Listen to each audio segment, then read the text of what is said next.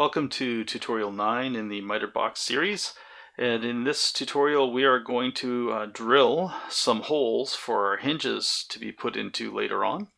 And without further ado, let's get on with that. First we have to identify the back of the box, the one with the chamfer right there, and we're going to put the holes in there. That's where the hinges go. So I'm going to use the bottom of the box first. So I'm going to find in my component tree here back, and I'm going to make that active. Everything else should ghost out, and I'm now just looking at the back. Now I'm going to create a sketch on this surface, but the surface I'm going to grab is, there we go, the flat surface, not the chamfered surface. So be careful and just get this flat surface here, the inner one, and we'll click that. All right, so now I'm drawing. Now, in my way is the lid. I can see it ghosted over. It's in my way, so I'll just hide it, turn its visibility off right there. And now I'm just drawing on the actual bottom piece. So I'm going to create a circle. And when I do that, I'm going to sort of hover over this line or this edge where my chamfer begins. And you can see that an X appears. And that means that as I'm drawing, it's snapping to that line. That's what I want. So I'm going to click on that. And now that circle must be on that line for its center. That's a constraint. It's a rule that the circle must follow. The next thing I'm going to do is tell it needs to be 4 millimeters. I'm drawing in inches, but if I hard key in millimeters, it can still accept it, and I'll push enter. And it happens to be 0.157 inches if you did the conversion. That's fine.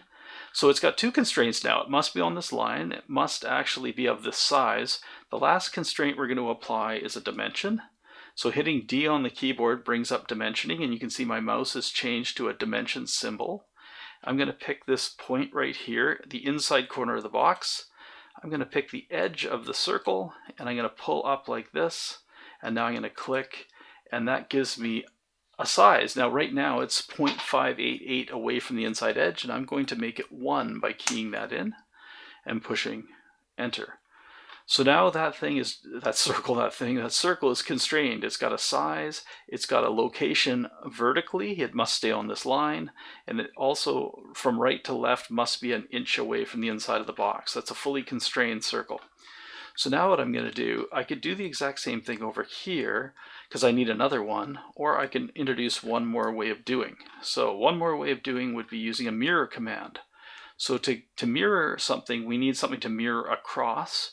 So I'm going to create a line, and I'm going to zoom in on the edge here, and I'm going to move my X along. As I move along, I'll eventually see a triangle.